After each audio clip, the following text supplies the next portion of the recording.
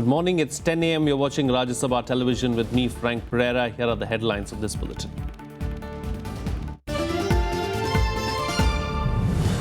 Dissident Congress leader Kaliko Pul sworn in as Chief Minister of Arunachal Pradesh. He has outside support of 11 BJP MLAs. Former Chief Minister Nabam Tuki says assembly could be dissolved.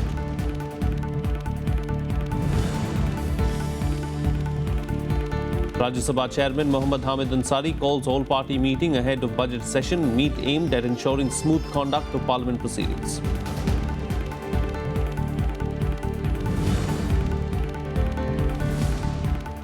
Army called in 9 districts. Curfew imposed in 2 in Haryana after 4 people are killed in violent protests by Jats demanding observation under OBC quota.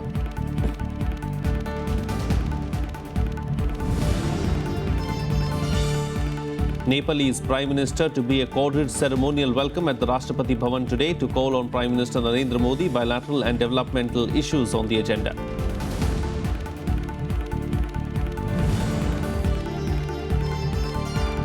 EU leaders strike a deal with Britain avoiding a Brexit. UK to be given special status as per deal. Prime Minister Cameron to present deal to his cabinet today.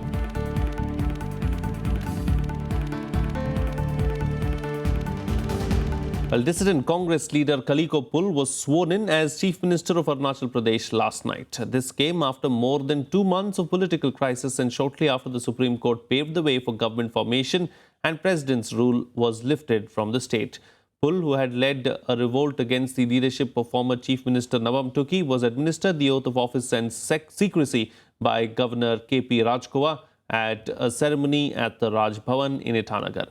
Pul heads a government that has the support of 19 dissident Congress MLAs, 11 of the BJP from outside and 2 independents who are likely to be part of the government in the 60-member state assembly. Tuki commands the support of 26 Congress legislators. Speculations are rife about the possibility of dissolution of the assembly by the new government to pave the way for fresh elections in the state. Earlier in the day, with the Supreme Court paving the way for government formation, President's rule in Arunachal Pradesh was lifted. President Pranab Mukherjee's nod came after a last-ditch effort of Nabam Tuki seeking an interim direction that his party be allowed to go for a floor test in the assembly to prove majority was rejected by the Supreme Court on Friday. नबम Tuki भी हमारे साथ मिलके हम काम करेंगे। हम leader से थोड़ा पार्टी बड़ा पार्टी है, छोटा मोटा जो मतभेद होता है, डिफरेंसेस होता है, वो इनर डेमोक्रेसी है, वो हमेशा होता है।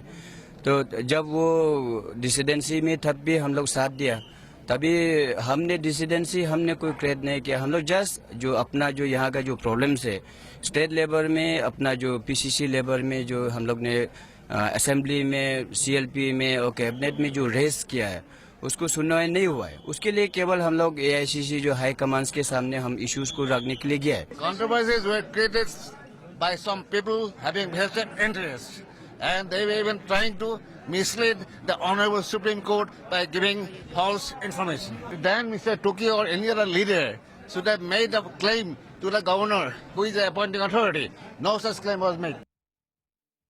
Meanwhile, Rajya Sabha Chairman Hamid Ansari has called a meeting of leaders of all parties in the upper house today. The meeting is ahead of the budget session beginning on February 23rd and there is a possibility of a tumultuous session. This is perhaps the first such formal pre-session meeting convened by the Rajya Sabha Chairman. Significantly, Prime Minister Narendra Modi has also been invited for the meeting, which aims at ensuring a smooth 3-month-long session. Ansari had also held an informal meeting with leaders of the Congress and the BJP in the Rajya Sabha on Wednesday as well. Rajya Sabha, where the government lacks majority, had seen repeated disruption in the monsoon and winter sessions with Congress and several other opposition parties blocking key economic reform measures of the Modi government. Repeatedly voicing his anguish over the disruptions, Ansari had in the past even toyed with the idea of possible changes in the rules for smooth running of the House. Lok Sabha Speaker Sumitra Mahajan and Parliamentary Affairs Minister M. Venkaiah Naidu have also called for separate all-party meetings on February 22nd, a day before the crucial session begins. The government is keen to push its legislative agenda in the budget session, including the pending bills on GST and real estate thwarted in the last 2 sessions, while the opposition is raring to target it on a host of issues, including the JNU Rao, Dalit scholar Rohit Vemula's suicide, imposition of President's rule in Arunachal Pradesh, and the terror attacks in Pathankot and Gurdaspur. Meanwhile, Congress President Sonia Gandhi will be meeting senior party leaders today. She will hold deliberations with the party leaders to firm up the party's strategy for the upcoming budget session at a time when opposition and the government have locked horns over a number of contentious issues. The meeting will take place soon after Rajya Sabha Chairman Hamid Ansari holds a discussion with leaders of all parties of the upper house. Congress has upped the ante against government on the JNU row in the wake of a sedition case against the JNU-SU President Kanhaiya Kumar, Dalit scholar of Hyderabad University Rohit Vemula's suicide, and the imposition and subsequent revocation of President's rule in the party-ruled Arunachal Pradesh. Well, the National Human Rights Commission probe team on the JNU incidents has come down heavily on the Delhi police. In its report, the NHRC has said that the physical assault on JNU student leader Kanhaiya Kumar in the court premises appeared to have been organized and pre-planned. It also said Kumar was subjected to psychological pressure and was made to issue a statement before he appeared in the court, owing allegiance to the constitution which was dictated by the police. The Commission's report also said that the attack on Kanhaiya was a major security lapse on the part of the police. The panel, which visited Kumar in Tihar jail on Friday, quoted him as having said that he was arrested without any valid reason and without disclosing to him even grounds of arrest. A copy of the inquiry report submitted by the NHRC team has been forwarded to the Delhi Police Commissioner B.S. Bassi and the Director General of Tihar Jail. Meanwhile, leaders of the left and other opposition parties have sought President Pranab Mukherjee's intervention in the immediate release of JNU Students' Union President Kanhaiya Kumar and others. CPIM General Secretary Sitaram Yechury led the delegation to Mukherjee. He said the president expressed great degree of concern over issues it raised and assured that he will look into the matter. Besides Yechury, CPI leaders S. Sudhakar Reddy and D. Raja, NCP's DP Tripathi, JDU MP Pawan Verma and RJD MP Premchand Gupta were part of the delegation. The leaders observed right-wing outfits were spreading anti-Dalit and anti-marginalized venom in varsities across the country as seen in Hyderabad Central University, FTII and Jadavpur University, and yet the union government, it alleged, is not acting against them. He also said that the opposition leaders will mount pressure on the government over the issue during forthcoming budget session of Parliament beginning on February 23rd. It is his duty to today safeguard the sanctity of the Indian Constitution, and him being the President and custodian of the Republic of India, he cannot permit his government. 2 days later he'll give a speech saying it's my government. He cannot permit his government to actually unleash an insurrection in the country against our constitution and the constitutional republic. Meanwhile, here's the latest on the bail petition of JNU Students' Union President Kanhaiya Kumar. The Supreme Court refused to hear the plea, claiming that his lawyers had to go and approach the High Court first to avoid setting a wrong precedent. It did, however, ask the government and Delhi police to ensure Kanhaiya and his lawyers were provided proper security at the High Court. Here are the details. Jawaharlal Nehru University Students' Union President Kanhaiya Kumar will stay in jail for now. The High Court could not hear his plea after the matter could not be listed in time. Earlier, the Supreme Court had declined to take up Kanhaiya Kumar's petition, instead asking him to go to the High Court. The Apex Court also ordered that proper security be given to Kumar. सारी अपनी दलीलें किसी भी दलील पे जब वो नहीं चल पाए तो कहने लगा कि क्योंकि ये मैटर ऑलरेडी ये कोर्ट के पास है तो इसलिए इसको सुन लिया जाए। कोर्ट ने इसको वापस नीचे भेज दिया कि इस तरह की दलीलें हम स्वीकार नहीं करेंगे। हाई कोर्ट में भेजा गया है। हाई कोर्ट में।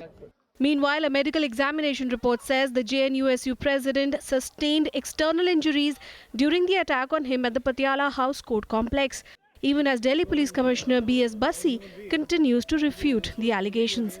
The commissioner also opposes Kumar's bail plea, saying it would mean an increased security burden on his men. चूंकि कन्हैया एक कंट्रोवर्शियल केस में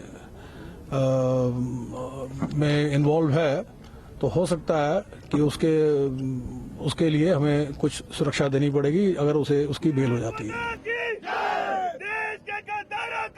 Even as no action has been initiated against Vikram Chauhan, the lawyer who led the attack on journalists, teachers and students at the Patiala House courts this week, hundreds of lawyers responded to a call from him and marched on the streets of Delhi on Friday. हम उन्हें कड़े शब्दों में एक निंदा करते हैं और ये बताना चाहते हैं कि जो भारत देश है, भारत देश एक विशाल बहुत बड़ा देश है, इसके अंदर हम ये चीज़ जो हो रही है हम उस चीज़ को कदापि बर्दाश्त नहीं करेंगे। और हम ये सरकार से अपील करते हैं कि ये जो एक्टिविटीज़ कर रहे हैं लोग, उनके अंदर देशद्रोह के मुकदमे चलाए जाएं और उनको बिना ट्रायल उनके ऊपर कड़ी से कड़ी कार्रवाई की जाए। Lawyers in other cities too joined in. In Jammu and Lucknow, lawyers took out protest marches, saying they were protesting against anti-national elements. अपनी सॉलिडिटी शो करते हैं। हमारी ये बात देशभक्त बार है और हम अपनी देशभक्ति के लिए अपना खून भी निछावर कर देंगे, उसके लिए हम पीछे नहीं हटेंगे। लेकिन जो लोग ये कहते हैं कि भारत के टुकड़े टुकड़े कर देंगे, हम उनको ये चेतावनी देना चाहते हैं कि भारत के टुकड़े आप बाद में करोगे, हम उन लोगों के टुकड़े कर देंगे। However, support for the student leader also continues to gain ground around the country.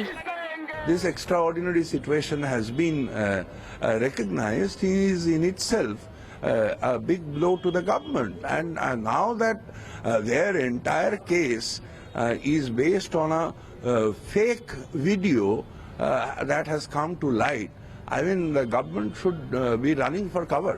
Police और पटियाला हाउस के वकीलों के में आपस में काफ़ी मिली भगत है, क्योंकि जिस तरह से सुप्रीम कोर्ट के ऑर्डर का उल्लंघन किया गया और जर्नलिस्ट को बेइज्जत किया गया। In a related development, DU Professor S.A.R. Gilani's bail plea has been rejected. The 46-year-old professor was also arrested on charges of incitement and sedition. Bureau Report, Rajya Sabha TV. Well, the army has been called in 9 districts of Haryana after 4 people were killed and 25 injured as the Jat stir for quota turned violent. Curfew has also been imposed in Rohtak and Bhiwani city areas. Home Minister Rajnath Singh has assured assistance to the state government. Members of Jat community are demanding reservation under the other backward classes category. Yasmo. On the 6th day of protests, the agitation over Jat reservations took a violent turn in Haryana as 1 person was killed and 25 injured in the violence. Army was called in to control the situation in 9 districts, with curfew being imposed in Rohtak, Bhiwani city areas along with shoot-at-sight orders. हमने सभी जिलों के बारे में assessment की है, लेकिन जो चीज़ सामने आई है निकल के वो ये सही है कि रोहतक, सोनीपत, झज्जर, भिवानी, ये हिसार, ये जिले हैं जहां पे ज़्यादा समस्या है। Hundreds of protesters turned violent, setting ablaze the House of State's Finance Minister Abhimanyu and several government and private properties.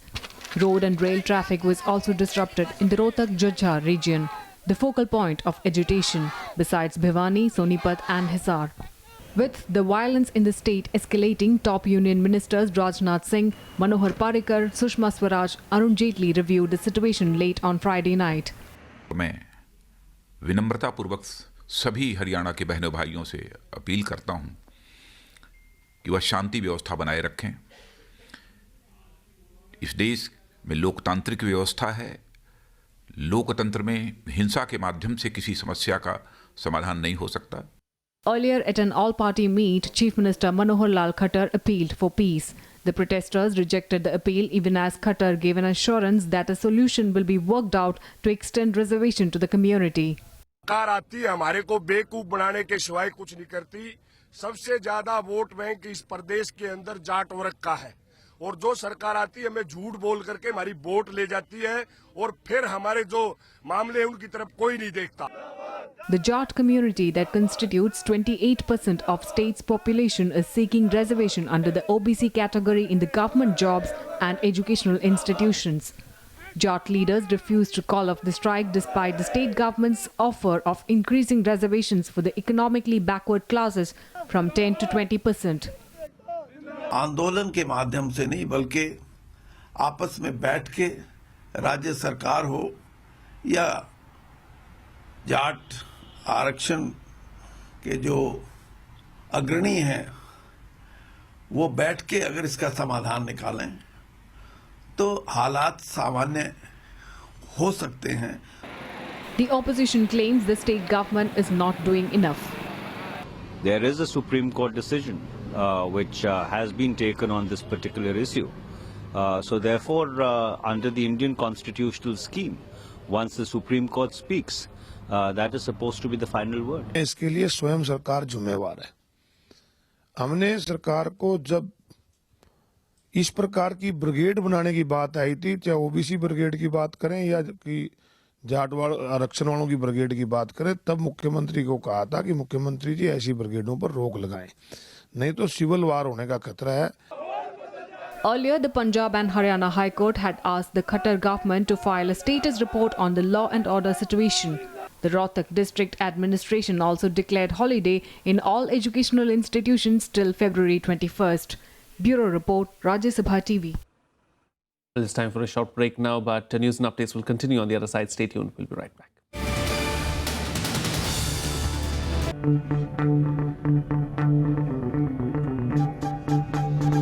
Art arisen from a multi-hued cultural canvas.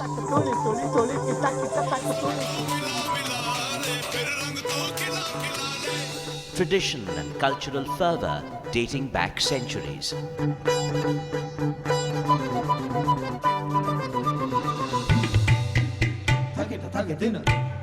And encircling them all, there's a magic that awes. Embrace your nation's brilliant human warmth.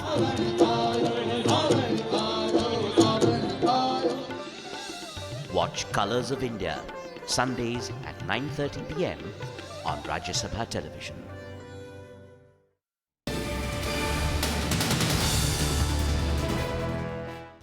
Welcome back. You're watching Rajya Sabha television. Well, Nepal Prime Minister KP Oli will be accorded a ceremonial reception at the Rashtrapati Bhavan today.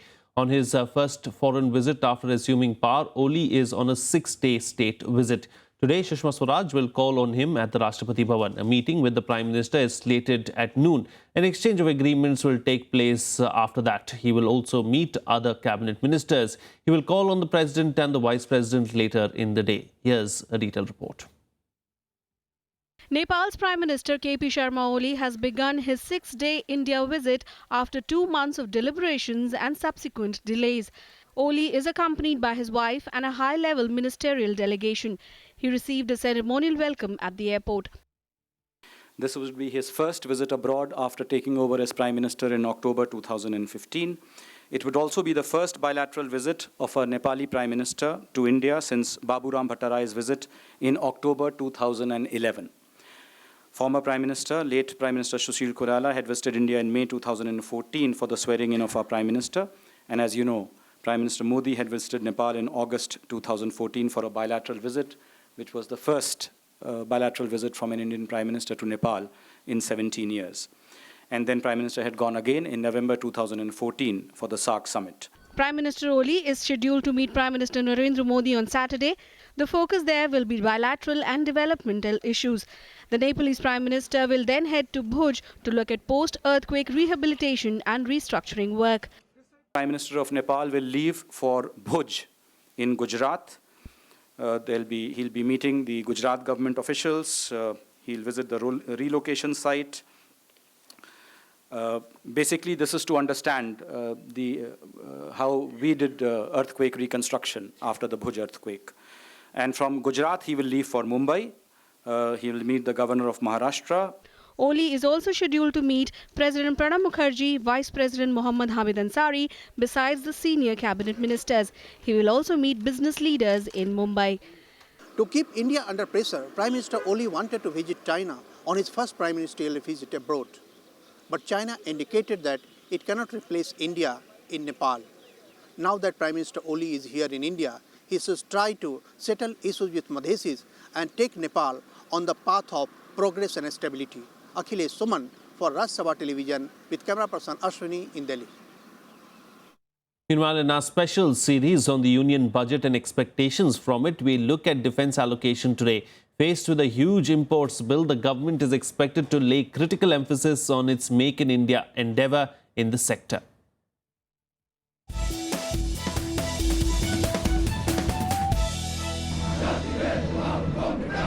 The world's third largest standing army with 1 million active personnel is investing in the latest weapons. From 2010 to 2014, all that modernization has made India the world's biggest arms importer. The government wants to get rid of the tag by increasing indigenous production, which is why industry experts see a significant hike in capital expenditure in the offing. With Make in India announcement, what started happening is all the programs which the government today is taking a decision, decisions are being made in favor of Indian private industry. We certainly see an increase on defense budget on an average. If we look at the long-term trends, defense budgets do grow about 10 to 12% every year.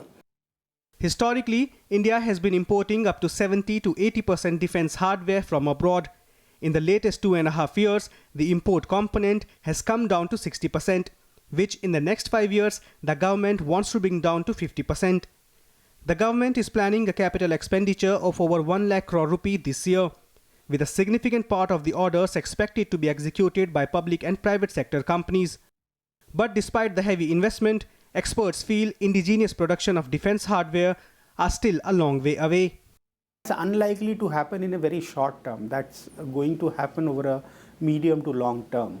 Because even if you start setting up manufacturing processes for making the defense equipment, it'll take a while. But yes, what it will do is that a large part of money that under the defense expenditure used to be spent on acquiring foreign, equipments. Now that money will be spent on acquiring, equipments which are manufactured within the country. India's average annual defense budget of $30 billion is almost 1/3 that of China. Between 2009 to 2014, India imported 100,000 crore rupee in military hardware, nearly 40 times more than its exports. Achieving a sizable cut in this figure is one important expectation from the upcoming budget. Palak Sharma's report for Rajya Sabha Television. Here's a look at the news and events lined up for the day in our segment, The Day Ahead. Congress Vice President Rahul Gandhi, who is on a 2-day visit to his parliamentary constituency Amethi, will meet people from various fields on the second day today. On Friday, Rahul attacked Prime Minister Narendra Modi for skyrocketing prices of essential commodities and ignoring the plight of the farmers. The Congress Vice President said that his party will raise the issues pertaining to farmers during the upcoming budget session of Parliament.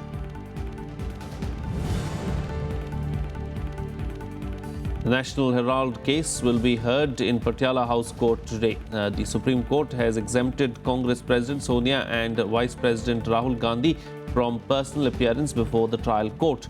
The court had declined a plea for quashing the case against them and held that the trial against them shall proceed.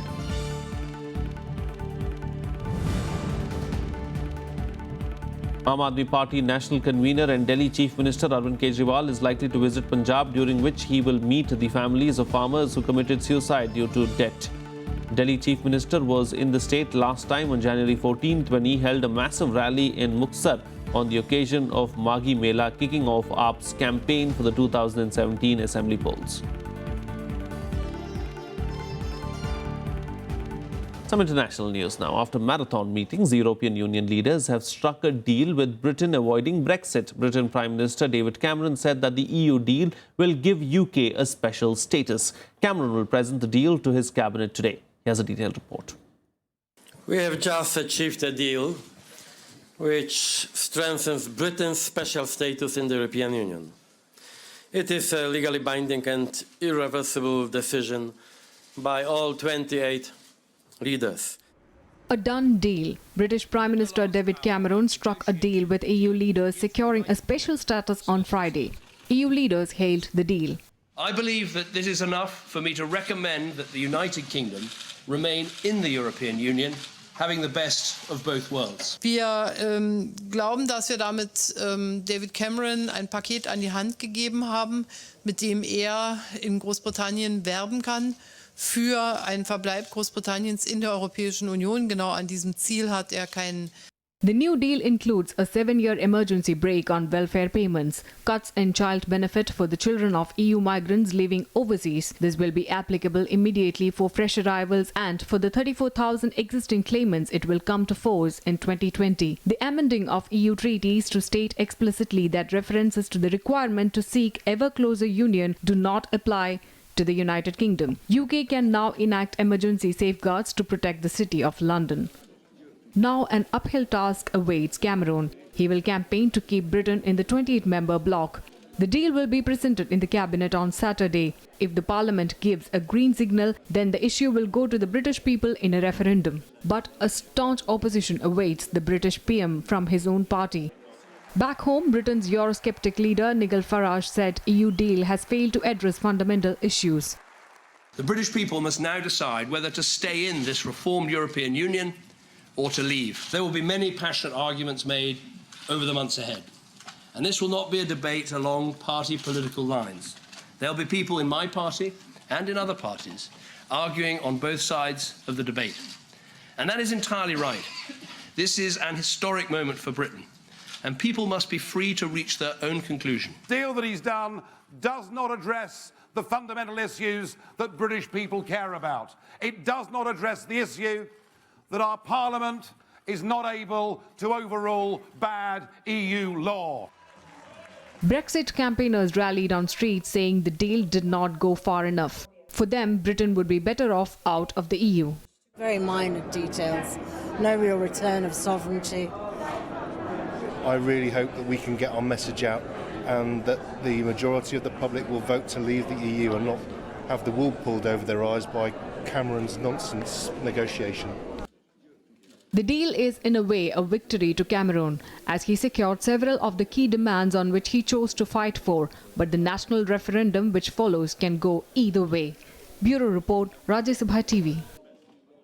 Harper Lee, one of America's most celebrated novelists whose masterpiece To Kill a Mockingbird was read by millions worldwide, has died. She was 89. The Pulitzer-winning author shunned the spotlight for decades and spent her final years living in seclusion in Alabama, where she was born. To Kill a Mockingbird is considered one of the great classics of the 20th century and is standard reading in classrooms across the world.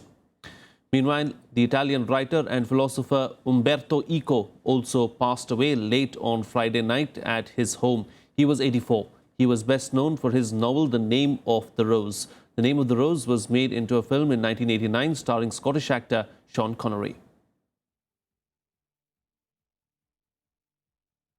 Finally, let's get your roundup of all the international news in our World Wrap. At least 43 people were killed in US airstrikes at a suspected Islamic State training camp in western Libya on Friday. It is the second airstrike in 3 months against IS in Libya. The facility was linked to a Tunisian terrorist blamed for attacks on a Tunis museum in 2015. Kurdish militants today claimed responsibility for blasts in Turkey early this week. They called it as revenge attacks for Turkish military actions and warning tourists their lives could be next.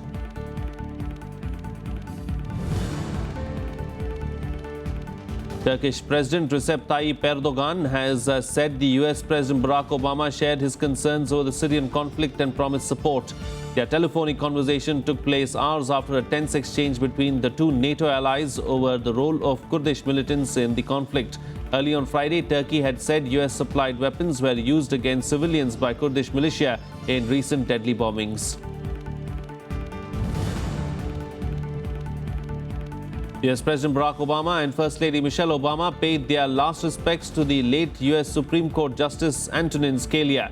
The memorial mass will be held for Scalia later today at the Basilica of the Shrine of the Immaculate Conception, the largest Roman Catholic church in Washington.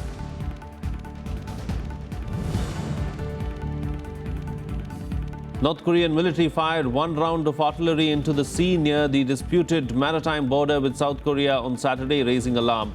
However, officials said that the shell did not fly across the border. The South Korean Defense Ministry official said it could be a part of an exercise.